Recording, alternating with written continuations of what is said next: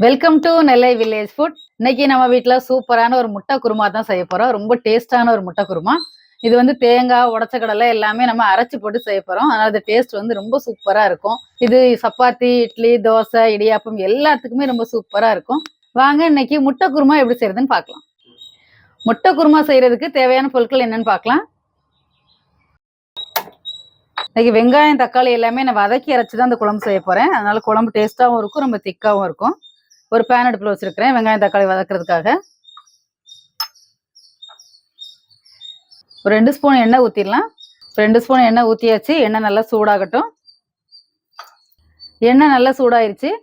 இப்போ 2 பெரிய வெங்காயம் எடுத்து நீளா வாக்கில் கட் பண்ணி வச்சிருக்கிறேன் வதக்கிறதுக்காக. அதனால கொஞ்சம் பெருசாக தான் கட் பண்ணியிருக்கிறேன், ரொம்ப பொடியாக கட் பண்ணல.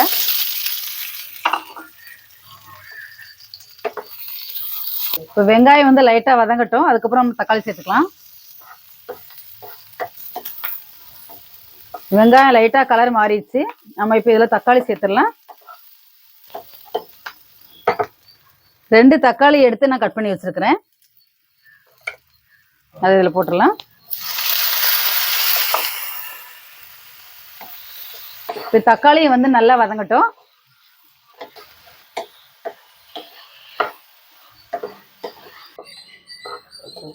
இப்போ தக்காளி வெங்காயம் ரெண்டுமே நல்லா வதங்கிடுச்சு. இதோட நம்ம வந்து பட்டை, சோம்பு, கிராம்பு, ஏலக்காய்லாம் போட்டுடலாம். 2 ஏலக்காய், 4 கிராம்பு, 3 துண்டு பட்டை, 1/2 ஸ்பூன் சோம்பு, இதுவும் லைட்டாக கலந்து விட்டுடலாம். இப்போ தக்காளி வெங்காயம் எல்லாமே நல்லா வதக்கியாச்சு. இப்போ அடுப்பை ஆஃப் பண்ணிட்டு இதை ஆற வச்சிடலாம். நல்லா ஆறினதுக்கு அப்புறமா கொஞ்சம் தண்ணி சேர்த்து நல்லா நைஸாக அரைச்சி எடுத்துட்டு வந்துடலாம். இப்போ தக்காளி வெங்காயம் வதக்கி ஆற வச்சாச்சு. அடுத்ததாக தேங்காய் துருவல், உடச்ச கடலை, கசகசா 3 சேர்த்து நைஸாக அரைச்சி எடுத்துக்கலாம்.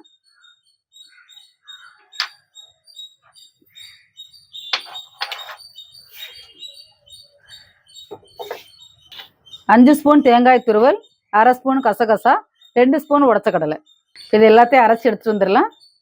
இப்போ தக்காளி வெங்காயம் விழுது, தேங்காய் விழுது ரெண்டுமே அரைச்சி எடுத்துட்டு வந்தாச்சு. அடுத்தது குழம்புக்கு வந்து தாளிச்சு விட்டுடலாம். இப்போ அடுப்பு பற்ற வச்சிடலாம்.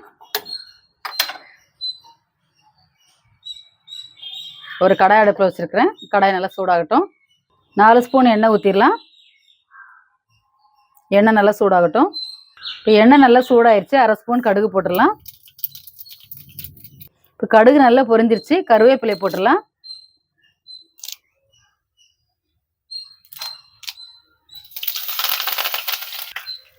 இப்போ இதோட ஒரு பெரிய வெங்காயம் எடுத்து நல்லா பொடியாக கட் பண்ணி வச்சிருக்கிறேன். இதை எண்ணெயில் வதக்கிடலாம்.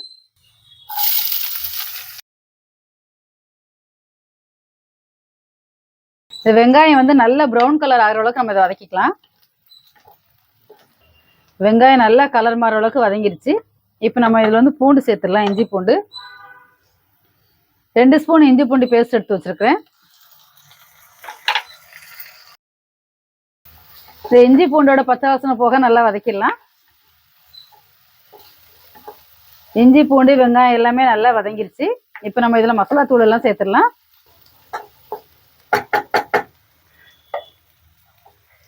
கால் ஸ்பூன் மஞ்சள் தூள், 1/2 ஸ்பூன் தனி மிளகாய் தூள், 2 ஸ்பூன் மல்லித்தூள், இது எல்லாமே நல்லா பச்சை வாசனை போகிற அளவுக்கு வதக்கிக்கலாம்.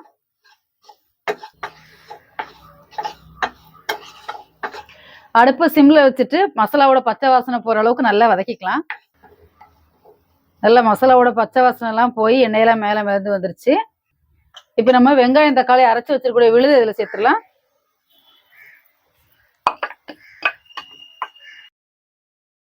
இது எல்லாமே நல்லா சேர்த்து வதக்கிடலாம். வதக்கி அரைச்ச வெங்காயம் விழுது சேர்த்து நல்லா வதக்கியாச்சு. இப்போ அடுத்ததாக வந்து நம்ம தேங்காய் விழுது சேர்த்துடலாம். தேங்காய், உடச்ச கடலை, கசகசா 3 சேர்த்து நைஸாக அரைச்சி வச்சிருக்கிறேன். இதோட நம்ம குழம்புக்கு தேவையான அளவுக்கு தண்ணி சேர்த்துக்கலாம். நான் மிக்ஸி கழுவுன தண்ணி 1 டம்ளர் சேர்க்குறேன். ஒரு 3 டம்ளர் தண்ணி சேர்த்துக்கலாம்.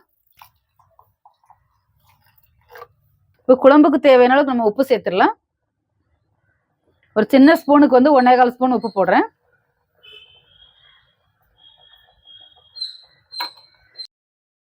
இப்போ எல்லாம் சேர்த்து நல்லா ஒன்றா கலந்து விட்டுடலாம். குழம்பு கொதிக்க ஆரம்பிச்சிருச்சு. நல்லா கொதிக்கட்டும் குழம்பு. கொதிச்சு கெட்டியாகணும். நம்ம அதுக்குள்ள வந்து முட்டையை வந்து நல்லா கீறி வச்சிடலாம். கீறிட்டு நீங்க வந்து குழம்புல சேர்த்தீங்கன்னா முட்டையில நல்ல மசாலா, உப்பு, காரம் எல்லாமே பிடிக்கும்.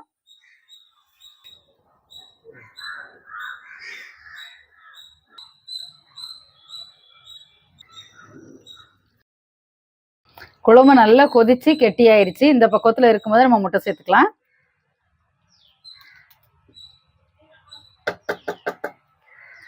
ஆறு முட்டை எடுத்து நான் வந்து கீறி வச்சிருக்கிறேன், வேக வச்ச முட்டை இது. இப்போ இதை குழம்பு சேர்த்துலாம்.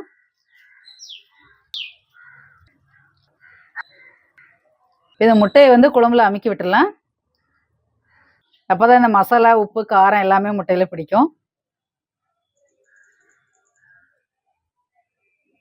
இப்போ பண்ணியாச்சு. இப்போ கடாயை மூடி அடுப்பை வந்து ஒரு 10 நிமிஷம் சிம்ல வச்சிடலாம். இப்போ 10 நிமிஷம் ஆயிடுச்சு. நம்ம திறந்து பார்க்கலாம் எப்படி இருக்குன்னு. பாருங்க, பார்க்குறதுக்கே சூப்பராக இருக்குது. செமையா ரெடி ஆயிடுச்சு. இப்போ நம்ம மல்லி இலை தூவிட்டு இறக்கிடலாம்.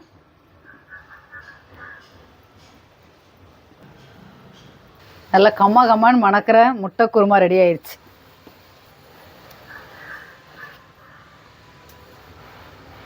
குழம்பு பாருங்க எவ்வளோ திக்காக இருக்குது அப்படின்னு. நம்ம வந்து உடச்ச கடலை, தேங்காய், கசகசா 3 அரைச்சி சேர்த்துருக்கனால ரொம்ப டேஸ்ட்டாகவும் இருக்கும். குழம்பு வந்து ரொம்ப திக்காகவும் இருக்கும். இப்போ சூப்பரான நல்ல கம்மா கம்மான்னு மணக்கிற முட்டை குருமா ரெடி ஆயிடுச்சு. நான் அன்றைக்கி சப்பாத்தியோடு தான் சாப்பிட போகிறேன்.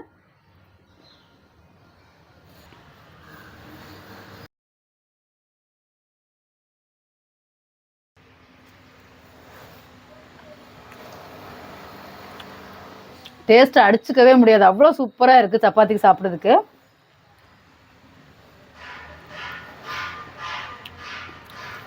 இந்த முட்டையை பிச்சு குழம்புல தொட்டு சாப்பிட்டிங்கன்னா அவ்வளோ ஒரு டேஸ்ட்டாக இருக்கும்.